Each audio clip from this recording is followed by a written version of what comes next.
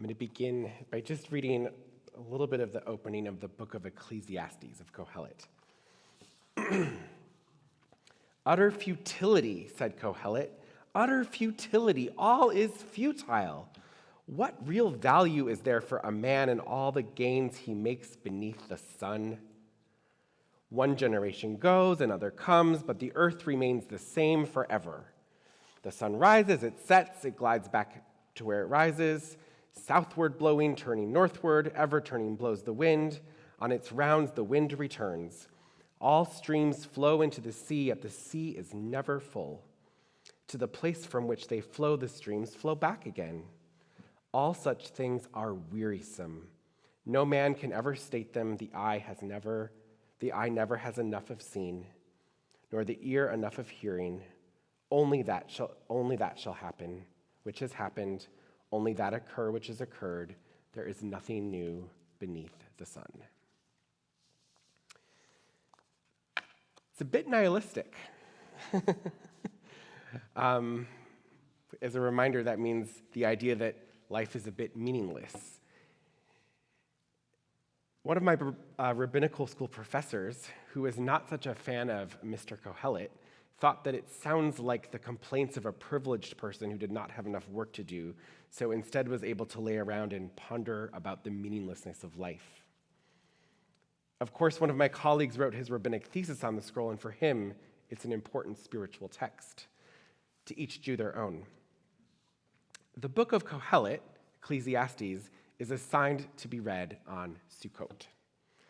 And it's interesting to me, this pairing. Rabbi David Golinkin published an essay on the topic and suggested that the origin of the pairing was more practical.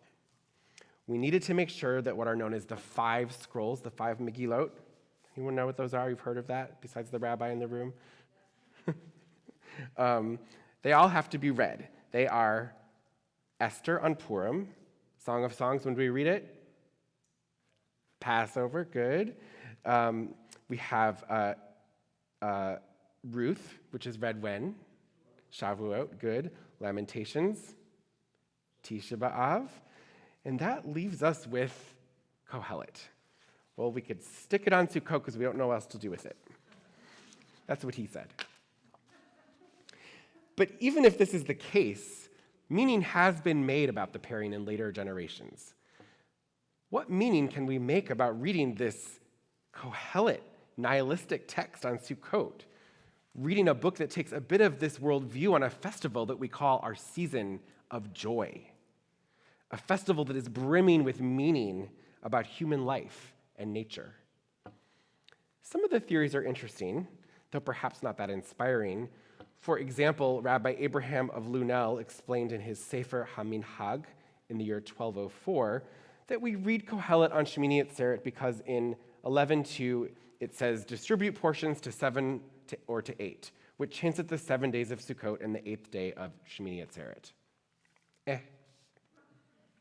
Rabbi Mordechai Yaffe explains in his Livush, published in Poland in 1590, that we read it because it is Zeman Simchatenu, the season of our rejoicing, and Kohelet urges people to rejoice in their portion and not run after increased wealth.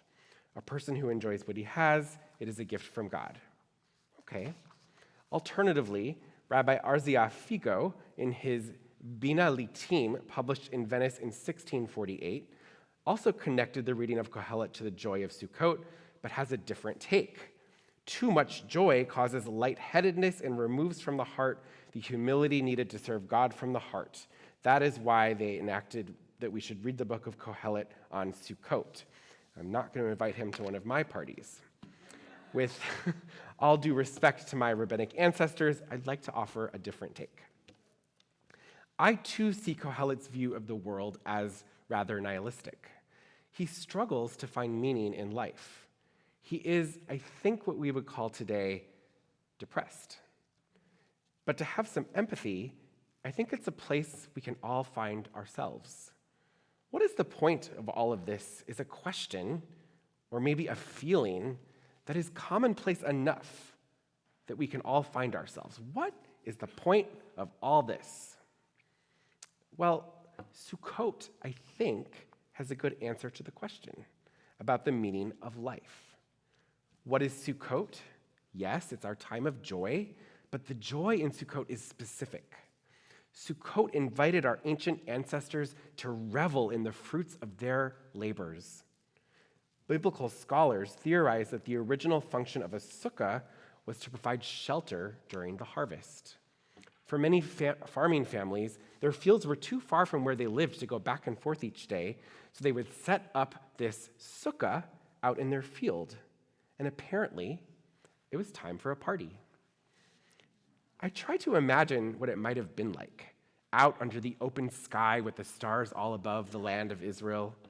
Maybe you grow wheat in your neighbor olives and your other neighbor pomegranates and figs, and you come together after a hard day of labor under the Middle Eastern sun and break bread and sit in community.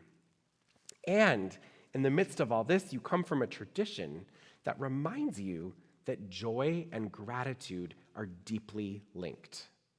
You remember that even if you have the very best of harvests, that it was not up to you alone.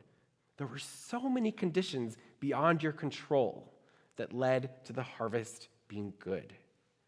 So for the ability to feed your family, for the love of neighbors and friends, and just for the chance to be alive, you offer thanks in all the directions around you. You are so grateful that you hold up the fruits of your labor and shake them. You don't want to seem ungrateful, not out of fear of God, but because your heart is so brimming with joy you don't know what else to do. And isn't it exactly that? Love, gratitude, abundance, God, community, that is precisely what gives our lives meaning. Yes, Sukkot says there is indeed something new under the sun, and I found it out here under the sky with my friends. But there's something else.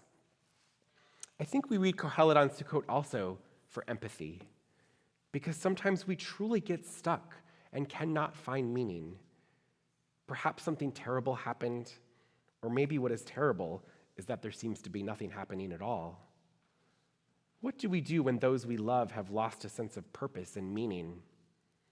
We invite them into our sukkah. Literal or metaphorical, we invite them into a shelter of peace that we build with whatever we have. Look, we say, come sit here and eat something of my harvest. I have this wheat, or I have this poem, or this song, or this wisdom, or this therapist who I hear is great. Come, sit under my sukkah, and let's find some joy together. Shabbat shalom.